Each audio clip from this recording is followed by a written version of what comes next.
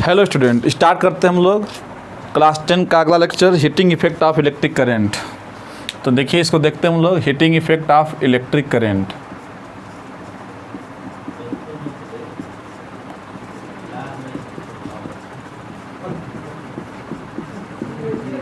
Heating effect of electric current.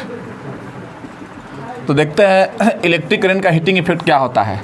यही अंतिम heading है। तो देखिए, इसमें लिखते हैं due to flow of electric current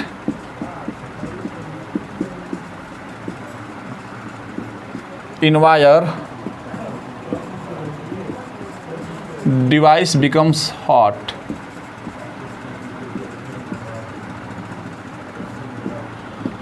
It is called heating effect of electric current. Student, इसको समझिए ऐसे, जैसे मान लीजिए कि घरों में फ़ैन होता है। जब फ़ैन चलता है तो वो वायर से जहाँ से वो कनेक्ट होता है, तो वायर में जो करंट फ्लो जब करती है तो वो जो फ़ैन का जो ब्लेड होता लगता है घूमने। तो देखिए, उसमें जो एनर्जी है, इलेक्ट्रिकल एनर्जी, वो जो इलेक्ट्रिकल एनर्जी है वो दो तरीके से वर्क कर रही है। एक तो वर्क कर रही है उस फैन के ब्लेड को घुमाने में, रोटेट करने में, और दूसरा जो इलेक्ट्रिकल एनर्जी का पार्ट है उसको हीट करने में। क्योंकि आप जानते हैं कि फ़ैन जब अधिक देर तक लगता है चलने तो वो गर्म हो जाता है। आपका मोबाइल ही है, जब आप चार्जर में लगाते हैं तो कुछ समय बाद उसकी जो एनर्जी है मोबाइल को चार्ज करने में जा रही है और कुछ एनर्जी उसको हॉट करने में जा रही है, जिससे मोबाइल गर्म हो जाती है। तो इसी को बोलते हैं heating effect of electric current. जैसे आयरन है, आप आयरन करते हो तो देखिए, जब आयरन को आप लगाते हैं तो आयरन क्या हो जाता है, हॉट हो जाता है, गर्म हो जाता है। तो इलेक्ट्रिक करंट के फ्लो के कारण डिवाइस हॉट हो जाती है, उसे बोलते हैं heating effect of electric current. तो देखिए, इसका कुछ फार्मूला है। इसका क्या फार्मूला, इसको समझते हैं। जैसे मान लीजिए कि यहाँ पर कोई कंडक्टर है और इस कंडक्टर का कुछ रेजिस्टेंस होगा। मान लीजिए यहाँ पर चार्ज क्यू फ्लो हो रहा है, चार्ज क्यू फ्लो हुआ, इसका पोटेंशियल डिफरेंस भी होगा। मान लेते इसका पोटेंशियल डिफरेंस भी है, पोटेंशियल डिफरेंस भी है। चार्ज क्यू फ्लो हुआ इन टाइम टी में। तो ध्यान समझिए, जब क्यू है, वी है, तो आप जानते हैं कि वी इक्वल टू क्या होता है, डब्ल्यू अपन क्यू होता है, पढ़ा चुके हैं आपको। तो यहाँ से डब्ल्यू का फॉर्मूला क्या हो जाएगा, वी इंटू क्यू हो जाएगा। इतना वर्क डन होगा। अब स्टूडेंट, आप समझते हैं कि पावर इक्वल टू, हम पढ़ाए थे फार्मूला, पावर इक्वल टू क्या होता है, work upon time. Work upon time होता है पावर का फार्मूला। बताइए वर्क कितना किया गया, तो वर्क वी इंटू क्यू है, तो यहाँ से वी इंटू क्यू आप लिख दीजिए, और टाइम कितना है, टी है। अब यहाँ से ध्यान से देखिए, तो क्यू अपॉन टी को क्या बोलते हैं, बताए थे ना formula, Q equal to I T होता है। तो यहाँ से टी को नीचे भेजेंगे तो Q upon T equal to क्या हो गया, आई हो गया। मतलब कि इलेक्ट्रिक करंट का फॉर्मूला ये भी होता है। तो क्यू अपॉन टी को आई बोल देते हैं, तो पावर इक्वल टू क्या हो गया, वी इंटू आई हो गया। तो देखिए, ये हो गया आपका पावर का फार्मूला। मतलब पावर इक्वल टू क्या हो गया, potential difference into electric current. ये हो गया पावर का फार्मूला। यहाँ से अगर पावर की यूनिट लिखना चाहें तो देखिए, इसका वोल्ट होता है, इसका एम्पियर होता है। तो वोल्ट एम्पियर को वाट बोलते हैं। अगर देखिए कोई पूछे कि वाट कैसे आया, तो यूनिट ऑफ पावर को यहाँ से देखिए स्टूडेंट कैसे लिखेंगे, यूनिट ऑफ पावर।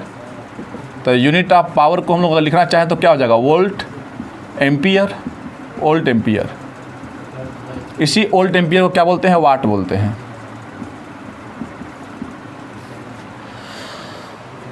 तो यहाँ पर अगर बोले कि 1 वाट का डिफाइन क्या होगा, तो अगर 1 एम्पियर करंट, जैसे हम बोले कि 1 वाट का डिफाइन क्या होगा इसके अकॉर्डिंग, तो क्या बोलोगे 1 वाट का डिफाइन।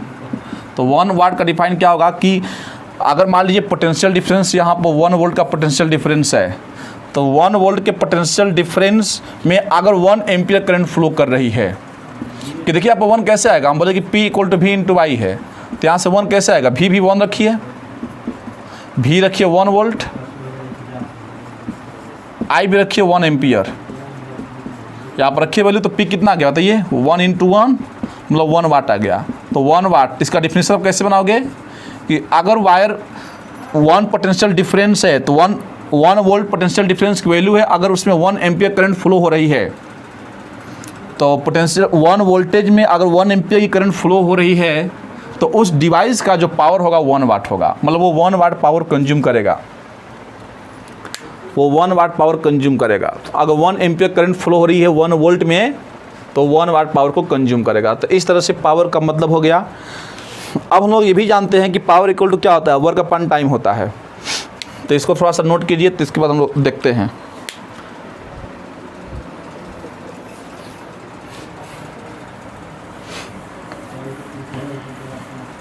तो स्टूडेंट लोग जानते हैं कि पावर इक्वल टू क्या होता है, वर्क अपॉन टाइम। तो देखिए वहाँ से भी कुछ फार्मूले लोग निकालते हैं। पावर इक्वल टू होता है वर्क अपॉन टाइम, और work is the form of energy, तो एनर्जी अपॉन टाइम भी लिख सकते हैं। तो पावर इक्वल टू क्या हो गया, एनर्जी अपॉन टाइम। तो यहाँ से क्रॉस मल्टीप्लाई कर दीजिए, तो जो आपका एनर्जी हो गया, एनर्जी इक्वल टू क्या हो गया, पावर इंटू टाइम। स्टूडेंट अब यहाँ से पावर का भी निकाले था फार्मूला V इंटू आई। देखिए V इंटू आई, तो यहाँ रख दीजिए VIT। तो देख लीजिए एनर्जी में कौन सी एनर्जी, लाइट एनर्जी की हीट एनर्जी, क्योंकि डिवाइस हीट हो जा रही है, मतलब हीट एनर्जी। तो एनर्जी में यहाँ पर हीट एनर्जी, तो H इक्वल टू क्या हो गया, VIT हो गया। ये हो गया हीट एनर्जी का फार्मूला, यही है फार्मूला। क्योंकि यहाँ पर एनर्जी में कौन सी एनर्जी, हीट एनर्जी की बात चल रही है। मतलब कि इलेक्ट्रिकल एनर्जी जब करंट आपका वायर में फ्लो करेगा तो कितनी इलेक्ट्रिकल एनर्जी कंज्यूम होगी, इसी से आप निकाल सकते हो कि कितनी इलेक्ट्रिकल एनर्जी कंज्यूम होगी। ये फार्मूला तब काम करेगा जब टाइम दिया है, कितने टाइम तक करंट फ्लो हुआ और किस वोल्टेज पर फ्लो हुआ। क्या बोले हैं, कितने टाइम तक करंट फ्लो हुआ और किस वोल्टेज पर हुआ, तो उससे जितनी एनर्जी कंज्यूम होगी इससे आप निकाल सकते हैं इस फार्मूले से। अगर हम यहीं से ओम्स लॉ लगाएं तो V इक्वल टू क्या पड़े, फार्मूला IR। तो इस फार्मूले का ये भी रूप दे सकते हैं कि V इक्वल टू IR यहाँ पर रख दीजिए, तो H इक्वल टू क्या हो जाएगा, अब जब V रखेंगे IR तो IR हो जाएगा और IT हो जाएगा। आप समझ पा रहे हैं, क्योंकि V को हम रख दिए हैं IR, तो यहाँ से I into I square RT हो गया। ये भी एक हो गया फार्मूला, ऐसे भी यूज कर सकते हैं। ये फार्मूला तब यूज होगा जब यहाँ पर इलेक्ट्रिक करंट, रेजिस्टेंस और टाइम दिया है। अब बोलेंगे कि हम I equal to V upon R रखना चाहते हैं, तो V अपन R रखिए तो फार्मूला का एक और रूप हो जाएगा। यहाँ पर VIT, तो VIT तो V रहने दीजिए। अब I की वैल्यू पुट करना चाहते हैं V अपन R, तो V अपन R रख लीजिए, यहाँ पर टाइम T हो गया। तो V और V कितना हो गया, V स्क्वायर, तो H इक्वल टू क्या हो गया, V स्क्वायर R अपन T हो गया। मीनिंग ये है कि फार्मूला आपको रटना नहीं है, बस आप ये याद कर लीजिए formula H equal to VIT। अगर आपको ये याद हो गया फार्मूला VIT, तो इसे आप खुद अपने आप बना लोगे फार्मूला। ओम्स लॉ लगा कर क्या बना लेंगे ये सब दोनों फार्मूले। तो ये आपका हो गया हीट एनर्जी का फार्मूला। यहाँ पे स्टार लगा लीजिए, 5 स्टार। तो इसको याद कर लीजिएगा। अब इस पर क्वेश्चन करेंगे तो आपको फील आएगा, समझ में अच्छे से आएगा। क्वेश्चन से स्टार्ट करते हैं। इसी को बोलते हैं this is also called joules law of heating. इसी बोलते हैं जूल्स लॉ ऑफ हीटिंग। क्योंकि जूल्स लॉ ऑफ हीटिंग क्या है, तो यही फार्मूला है, joules law of heating. Joules law of heating, क्योंकि यहाँ पर हीटिंग इफेक्ट हो रहा है। और जूल का मतलब क्या है, एनर्जी का यूनिट जूल होता है। और जूल जो साइंटिस्ट थे उन्होंने इसके बारे में बताया है, जूल्स लॉ ऑफ हीटिंग। तो इस तरह से इस पर देखते हैं न्यूमेरिकल, तो समझ में आपको आएगा इसका कितना मतलब एप्लीकेशन है। क्योंकि किसी का एप्लीकेशन जब हम लोग लगते हैं यूज करने तो आपको समझ में आता है कि नहीं इसका कितना फ़ायदा है। इससे हम लोग एनर्जी कैसे निकाल सकते हैं, एक क्वेश्चन करेंगे तो आपको समझ में आएगा। क्वेश्चन लिखते हैं, 100 joule of heat is produce, 100 joule of heat is 100 joule of heat is produced, 100 joule of heat is produced each second in a 4 ohm, each second in a 4 ohm resistance, in a 4 ohm resistance. Find the potential difference, find the potential difference across the resistance। ये 4 ओम के resistance के cross आपको निकालना है, potential difference निकालना है। पहले एक काम की, जिसमें जो जो इन्फॉर्मेशन दिया उसको पहले नोट कर लीजिए। क्या इसमें दिया गया, 100 जूल ऑफ हीट, मतलब H की वैल्यू दी गई है, H दिया गया 100 जूल। और क्या इसमें दिया गया, each सेकेंड, टाइम दिया गया है 1 सेकेंड। आर दिया गया है 4 ओम और आपसे पूछा गया भी की वैल्यू। सोचिए इसके लिए कौन सा होता है फार्मूला जिसमें आपको भी निकालना है HTRV। तो पहले ये काम कीजिए, आप लिखिए वही वाला फार्मूला H=VIT, आप इसको लिखिए। अब यहीं से सोचिए कि हमें किसको T तो रहना चाहिए, V और I में यहाँ पर हमें स्टूडेंट क्या करना है, ध्यान समझिएगा थोड़ा। H आपको दिया है, H रख देंगे, V निकालना है। हाँ यहाँ पर देखिए I को हम लोग क्या करें, यहाँ पर I को स्किप कैसे कर सकते हैं क्योंकि I तो इसमें कहीं दिया ही नहीं है। भी निकालना है, हाँ R दिया, इस फार्मूले में कहीं R है, R दिया है लेकिन R नहीं है, तो I=V/R यूज कर लीजिए क्योंकि हम लोग जानते हैं कि I क्या होता है, V/R होता है। तो इस I=V/R को ब्रेक कर लीजिए, तो जो आपका H=VIT का फार्मूला ये बन जाएगा, V इंटू I की वैल्यू को पुट कर लिए V/R। तो इस तरह से फार्मूले में हम लोग आप समझ गए किस तरह से बदलना है। रिक्वायरमेंट यहाँ पर I की नहीं थी, तो I की नहीं थी तो I को V/R लिख ही सकते हैं। अब फार्मूला हमारा ये बन गया।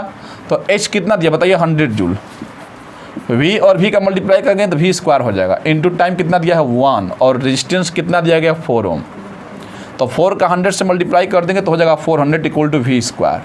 आज जब स्क्वायर हटाएंगे स्टूडेंट ये रूट में आ जाएगा, तो मतलब कि जब इस रूट में आएगा तो V कितना आएगा, 20 वोल्ट आएगा। सिंपल सी बात है क्योंकि 20 का स्क्वायर 400 होता है, तो पोटेंशियल डिफरेंस 20 वोल्ट आ गया। तो हमें उम्मीद है कि ये क्वेश्चन आप कर लेंगे, किस तरह से फार्मूला में यूज करना है आप समझ पा रहे हैं। आप यही लिखिए मेन फार्मूला और इसी से आप आइडिया बनाइए कि कौन सा हमें एक्सप्रेशन यहाँ पर जनरेट करना है। तो आप समझ गए कि यहाँ पर I की आवश्यकता नहीं थी, यहाँ आवश्यकता R की थी, V की थी। तो V और R कैसे आएगा, तो I=V/R, इस V/R की वैल्यू को यहाँ I की जगह पुट कर दिए। देख सकते हैं आप, बहुत आसान है। और क्वेश्चन करते हैं, इसको आप नोट कीजिए। 1-2 क्वेश्चन और करेंगे तो आपको समझ में आएगा कि नहीं कितना इसका शानदार यूज है। देखिए तो एक क्वेश्चन और लिखते हैं। क्वेश्चन दिया गया है, an electric iron of resistance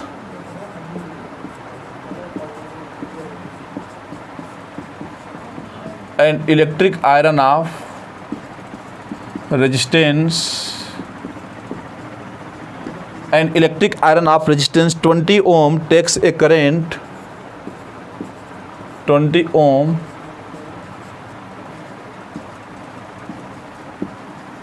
takes a current of 5 ampere calculate the heat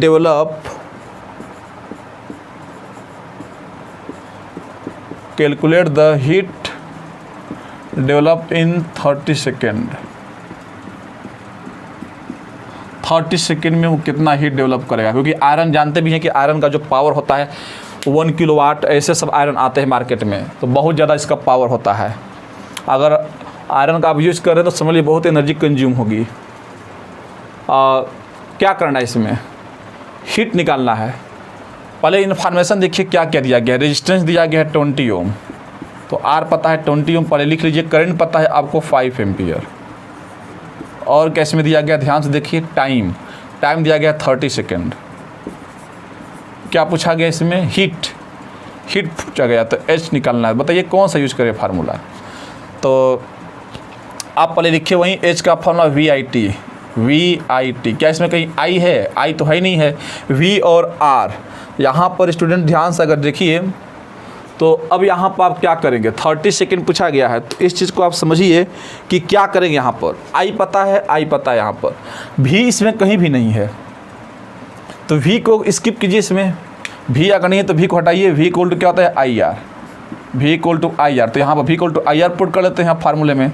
तो पुट कीजिए तो क्या हो जाएगा, IR और I पहले से है और T हो जाएगा। तो I का I में मल्टीप्लाई कीजिए, I² RT। अब देखिए, अब ये जो फार्मूला बना है, अब इस एक्सप्रेशन में जो वैल्यू दी गई उसको आप पुट कर सकते हैं कि नहीं, कर सकते हैं अब तो I², तो I कितना दिया बताइए 5, तो 5 का स्क्वायर हो जाएगा, इंटू R रेजिस्टेंस कितना दिया गया है 20 दिया गया है, और इंटू टाइम कितना दिया गया है 1 दिया गया है। अब इसको आप मल्टीप्लाई करेंगे तो 5 का स्क्वायर कितना हो गया 25 इंटू 20 हो गया। इसको आप मल्टीप्लाई कीजिए तो कितना हो गया 500 जूल इसका आंसर आएगा। मतलब कि स्टूडेंट 500 जूल जो होगी आपकी एनर्जी कंज्यूम होगी। तो यहाँ पर आप देख सकते हैं किस तरह से क्वेश्चन को किया गया है। यहाँ पर स्टूडेंट टाइम जो दिया गया 30 सेकेंड दिया गया है, क्या शायद यहाँ पर देखिए टाइम को हम 1 रख दिया, यहाँ पर 30 सेकेंड दिया गया टाइम। आप इसको ध्यान दीजिए, यहाँ पर टाइम 30 दिया गया है, तो जब मल्टीप्लाई करेंगे तो कितना होगा, 25 का 2 में करेंगे 50 और 53 या 15 हो जाएगा, तो मल्टीप्लाई करने पर कितना आएगा, यहाँ पर आएगा 15000 आएगा, इतना जूल आएगा। मल्टीप्लाई कर लीजिए, 2 जीरो ऐसे आ जाएंगे आपके, और 25 का 2 में करके 53 या 150 आ जाएगा, मतलब 15000 जूल इतनी एनर्जी क्या होगी, डेवलप होगी। टाइम यहाँ पर 30 सेकेंड पुट कर दिएगा, हमें पिछला क्वेश्चन याद आ गया, वहाँ पर टाइम 1 सेकेंड पुट किया गया था, यहाँ 30 सेकेंड दिया गया है। ओके स्टूडेंट, आप कर सकते हैं, बहुत आसान है। देख लीजिए किस तरह से इसका फार्मूले का हम लोग यूज़ करके आंसर ला रहे हैं, तो एकदम आप कर सकते हैं। इस पर आपको एक क्वेश्चन हम देंगे, कीजिएगा। एक और क्वेश्चन करते हैं।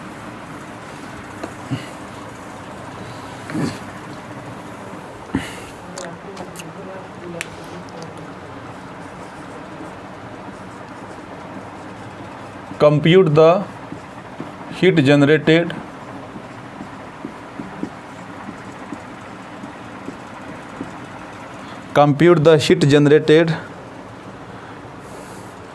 while transferring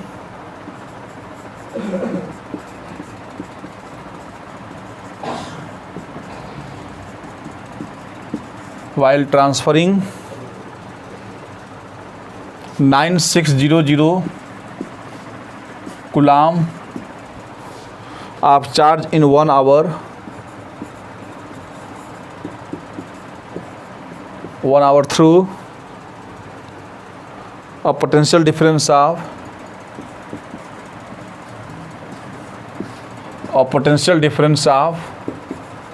50 volt. Heat generated, heat energy निकालना है। इस क्वेश्चन को आप खुद कीजिएगा, बहुत आसान है, इसको आदम कीजिएगा, कर सकते हैं आप कि कितना हीट आएगा। देखिए हम आपको आइडिया देते हैं, H इक्वल टू क्या होता है, VIT होता है। अब बच्चे सोचेंगे कि V तो दिया है 50 वोल्ट, अब इसमें Q कहाँ से आ गया, क्योंकि 96,000 जो दिया है ना, ये Q की वैल्यू दी गई है। स्टूडेंट आप समझिएगा, Q दिया गया है, तो बताइए H इक्वल टू क्या हो गया, ये तो V हो गया, V इंटू क्या Q यहाँ पे इस फॉर्मूले में जनरेट कर सकते हैं।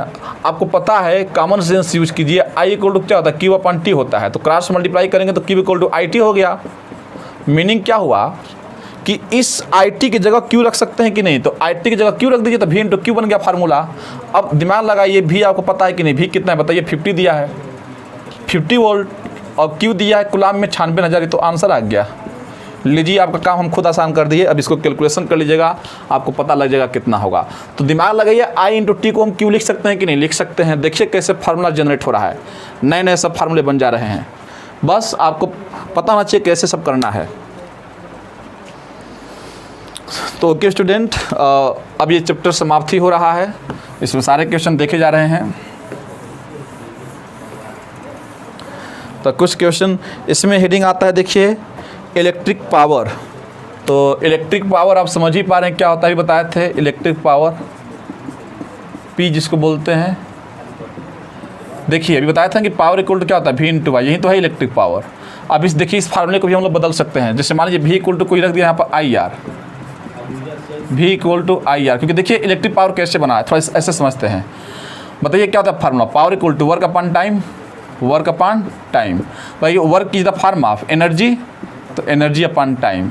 तो यहाँ पर एनर्जी में कौन सी एनर्जी, हीट एनर्जी की बात चल रही है, तो क्या था फार्मूला, VIT अपॉन T था, तो T से T कट गया, तो पावर कितना आ गया, V इंटू आई आ गया। ऐसे देखिए प्रूफ हो गया। अब स्टूडेंट ध्यान समझिएगा, इस फार्मूले का और रूप बना सकते हैं कि नहीं। V इक्वल टू रख दीजिए IR, तो जब V इक्वल टू IR रखेंगे तो क्या बन गया फार्मूला, ये तो भी बन गया आपका मेन फार्मूला, इसी से सब आ जाएगा। अब V इक्वल टू अगर IR पुट करते हैं तो क्या हो जाएगा, यहाँ पुट कीजिए IR, तो IR और I एक और है पहले से, तो I स्क्वायर R हो जाएगा। तो ये भी एक बन गया फार्मूला, I और R के टर्म में बन गया फार्मूला। अब कोई बोलेगा कि हम I की जगह पर V अपन R पुट करना चाहते हैं मेन फार्मूले में, तो ये आपका मेन फार्मूला इसमें पुट कर दीजिए, तो पावर इक्वल टू कितना जाएगा, V इंटू आई की जगह आप V अपन R पुट कर लीजिए, तो कितना हो गया power, V square upon R हो गया। तो मीनिंग क्या है कि देखिए आपके पास 3 दिख गए फार्मूले, ये और ये फार्मूला। अगर V और I दिया तो ये यूज़ करना, IR दिया तो ये यूज़ करना, VR, मतलब आप ये याद कर लीजिए फार्मूला, इससे आप दोनों बना सकते हैं। अगर V को बदलना है तो V इक्वल टू IR रख दीजिएगा, अगर I को बदलना है तो I equal to V upon R रख दीजिएगा, बन जाएगा। तो ये स्टूडेंट आपका इलेक्ट्रिक पावर का फार्मूला बन गया। तो इस पर भी क्वेश्चन आप कर सकते हैं। पावर का यूनिट क्या होता है, वाट होता है। और याद कर लीजिएगा कि 1 किलो वाट में कितना वाट होता है, तो 1 किलो वाट में होता है 10⁻³ वाट, इसको ध्यान दीजिएगा। और 1 मेगावाट, तो 1 मेगावाट में 10⁻6 वाट होता है। ये वाट की बड़ी यूनिट होती है मेगावाट। और एक होता है हार्स पावर, तो 1 हार्स पावर में होता है 746 वाट। ये 1 हार्स पावर जो यूनिट यूज करते हैं इंजीनियरिंग फील्ड में, जो लोग इंजीनियर होते हैं वही लोग यूज करते हैं ज़्यादा इसका। तो ये भी याद रखिएगा कन्वर्जन। अब इसमें हेडिंग आता है एक कमर्शियल यूनिट ऑफ एनर्जी। तो देखिए ये भी आप, ये तो 9 में दिया था, थोड़ा सा इसको आपको रिवाइज करा देते हैं कि commercial unit of electrical energy क्या होता है। Commercial unit of electrical energy, commercial unit of electrical energy is kilowatt hour. Kilowatt hour बोलते हैं, या इसी को यूनिट बोलते हैं, केवल यूनिट, तो किलोवाट आवर बोलते हैं। ये होता है कमर्शियल यूनिट। जिसे देखिए हम लोग पढ़ेंगे पावर इक्वल टू क्या होता है, वर्क अपॉन टाइम या एनर्जी अपॉन टाइम बोल सकते हैं। Work is the form of energy, तो यहाँ से एनर्जी कितना गया बताइए, पावर इनटू टाइम हो गया, पावर इनटू टाइम। अब देखिए ये किलोवाट आवर को हम थोड़ा बदलते हैं, तो देखिए यहाँ पर पावर कितना दिया है। किलोवाट आवर का मतलब क्या समझ रहे हैं, किलोवाट आवर का मतलब क्या, यहाँ पर 1 छिपा है, तो 1 किलोवाट आवर को अब ब्रेक कीजिए, 1 किलोवाट इंटू 1 आवर, कि देखिए 1 1 जा कितना हो गया, 1 बात वहीं आ गया। तो 1 किलोवाट आवर को ऐसे ब्रेक करेंगे, तो 1 किलोवाट में कितना वाट होता है, 1000 वाट होता है, आप जानते हैं। और 1 आवर में कितना सेकेंड, 3600 सेकेंड। इसको जब मल्टीप्लाई करेंगे तो स्टूडेंट कितना आएगा, 3650 आएंगे। इतना क्या हो जाएगा आपका, जूल हो जाएगा, क्योंकि हम जानते हैं कि ये वाट में है, ये सेकंड में है, और वाट सेकंड को जूल बोलते हैं। इसको स्टैंडर्ड फॉर्म में लिखिए तो 3.6 × 10⁻6 जूल आ जाएगा। स्टैंडर्ड फॉर्म तो आपको लिखना आता ही है, यहाँ पॉइंट लगाएंगे तो 1 2 3 4 5 6 पावर आ जाएगा। तो कहने का मतलब कि यहाँ पर पावर इनटू टाइम से जब हम लोग बदलें तो यहाँ पावर कितना दिया बताइए, 1 किलोवाट। इसी चीज़ को हम यहाँ पर लिख दिए हैं, और टाइम कितना दिया आपका, 1 आवर। देखिए पावर 1 किलोवाट, टाइम इतना, तो बदलने के बाद बताइए कितना है आपका, यही आया। कैलकुलेशन करने के बाद आप बदल लीजिएगा तो 3.6 × 10⁻6 जूल आ गया। तो ये जो आपका इतना जूल आया है, ये 1 किलोवाट आवर में होता है। कोई पूछे कि 1 किलोवाट आवर में कितना जूल, तो इतना जूल, या 1 यूनिट, इसी को 1 यूनिट बोलते हैं। तो 1 यूनिट में कितना जूल, इतना जूल होता है। जैसे घरों में आपका मीटर जो लगा रहता है उसमें दिखाता है ना कितना यूनिट, तो जब इतना जूल एनर्जी ख़त्म हो जाएगी, समझ लीजिएगा आपका 1 यूनिट कट गया है, 1 यूनिट का पैसा आ चुका है। अगर इतना जूल एनर्जी आपकी खपत हो गई तो जैसे इसको ऐसे समझिए कि अब इतना जो एनर्जी खपत करने में हमें कितना समय लगेगा, तो डिपेंड करता है कि आपके घर में कितनी इलेक्ट्रिकल अप्लायंस चल रही है। क्योंकि अगर आप बहुत सारे इलेक्ट्रिकल सिस्टम यूज कर रहे हैं तो सिंपल सी बात है, बहुत जल्दी यूनिट कटेगा। तो कैसे निकालोगे, जैसे देखिए मान लीजिए आपके पास 5 फैन है, पंखे चल रहे हैं, और यहाँ पर एक फ़ैन का जो है 50 वाट है, तो 5 फैन का जो होगा टोटल कितना हो गया, 5 × 50 हो गया। तो मान लीजिए 150 वाट के तो फैन ही हो गए आपके, क्योंकि एक फ़ैन जो होता है 50 वाट का होता है, तो 5 फैन कितने हो गए, मल्टीप्लाई कर दीजिए। 150 वाट के तो फैन आप यूज कर रहे हैं। मान लीजिए आपके घर में 6 इलेक्ट्रिक बल्ब यूज किए जा रहे हैं, 6 इलेक्ट्रिक बल्ब, तो एक बल्ब मान लीजिए 10 वाट का आता है, तो 6 इलेक्ट्रिक बल्ब कितने हो गए, 60 वाट आपके बल्ब हो गए।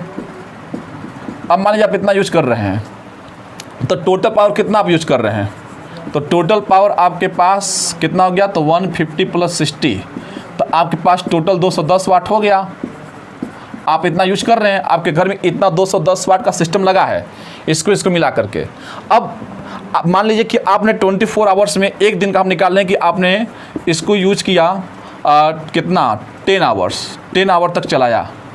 तो 10 आवर तक जब आप यूज किए तो देखिए टाइम पता है आपको 10 आवर, पावर पता है आपको 210 वाट, तो बस लगा दीजिए फार्मूला। पावर इक्वल टू क्या होता है, energy upon time, work upon time, तो work is the form of energy होता है। तो एनर्जी इक्वल टू क्या हो गया, पावर इनटू टाइम।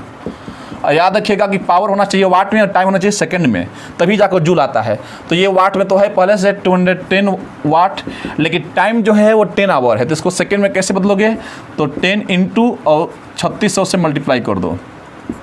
तो देखिए यहाँ पर कितने जीरो आएंगे, 4 0, 1 2 3 4, और 21 और 36 हो गया यहाँ पर, 21 × 36। इसका भी मल्टीप्लाई कर दीजिए, कितना होगा, तो ये तो 4 0 होगा ही, 36 बन जा 36 कैरी कितना बच्चा आपका 3, 36 का 2 में कर देंगे 72 और 72 और 3 75। अब इसको आप स्टैंडर्ड फॉर्म में चेंज कर दीजिए तो 7.56 इंटू 10 पावर कितना हो गया 6, 1 2 3 4 5 6 जूल, इतना जूल। क्या ये जो वैल्यू है इससे ज़्यादा है? तो आप देख लीजिए कि 10 पावर 6 यहाँ पर है 7, ये 3 है, मतलब ये वैल्यू ज़्यादा हो गई। कहने का मतलब कि इसको तुम आप क्रॉस कर गए हो, इसका मतलब कि आपका 1 यूनिट तो पैसा कट गया है, 1 यूनिट से ज़्यादा। तो नंबर ऑफ अगर यूनिट निकालना है तो लिख लीजिए फार्मूला। कैसे निकालोगे नंबर ऑफ यूनिट? तो नंबर ऑफ यूनिट निकालने के लिए क्या करोगे, गिवन एनर्जी अपान ये 3.6 इंटू 10 पावर 6, ये फार्मूला है नंबर ऑफ यूनिट निकालने का। गिवन एनर्जी बताइए, गिवन एनर्जी कितना दिया है? यही दिया है गिवन एनर्जी, तो यहाँ पर रख लीजिए कितना आ गया आपका 7.56 इंटू 10 पावर 6 और 3.6 इंटू 10 पावर 6 हो गया। तो 10 पावर 6 से ये कट गया। अब इसको जब आप करेंगे अप्रोक्सीमेट तो 7.56 अपान कितना हो गया 3.6, एक जीरो बढ़ा दीजिए ताकि डेसिमल 2 प्लस हो जाएगा, डेसिमल हट जाएगा। तो आपका आ गया कितना 756, 756 अपान 360। कहने का मतलब स्टूडेंट कि 360 है, 360 का डबल करोगे 720 आएगा, ये 2 पॉइंट समथिंग आएगा, 2 पॉइंट कुछ आएगा, कर लीजिएगा। मतलब कि आपका 2 यूनिट से ज़्यादा कट गया है। और आप जानते हैं कि 1 यूनिट का इस समय कितना लग रहा है 7 रुपया 6 रुपया लग रहा है, तो 2 यूनिट का 7 टू 14 रुपीज़ आ जाएगा। मतलब कि 1 दिन का इतना बस आ गया, जब इतना आप सिस्टम यूज कर पा रहे हैं 10 घंटे के लिए।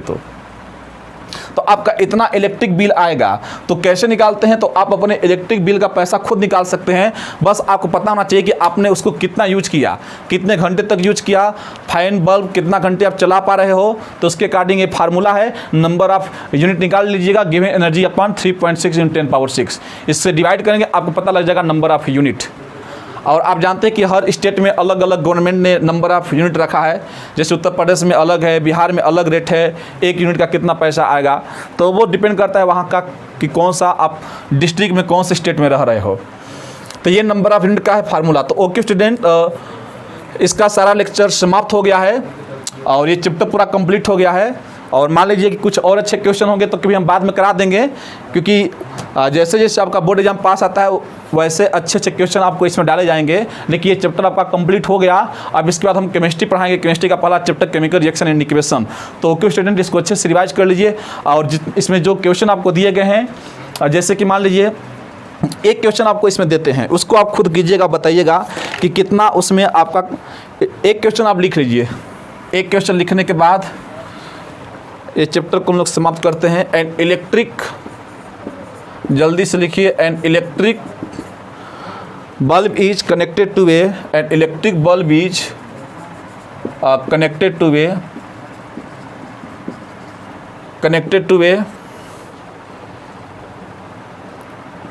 220 volt generator.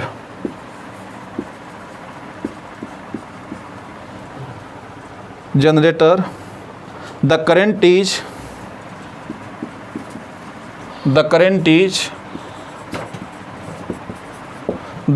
is 0.5 ampere. Find the power of bulb. ये क्वेश्चन कीजिएगा और कमेंट सेक्शन में जरूर कमेंट कीजिएगा। और यहाँ पर लिखिए बाय बाय क्या दिस चैप्टर। इसको बाय बाय बोल दीजिए, चैप्टर समाप्त हो गया। और हम लोग बहुत जल्दी मिलेंगे केमिस्ट्री में केमिकल रिएक्शन एंड इक्वेशन के साथ। एकदम अच्छे से जुनून के साथ पढ़िए। Okay student, all the very best.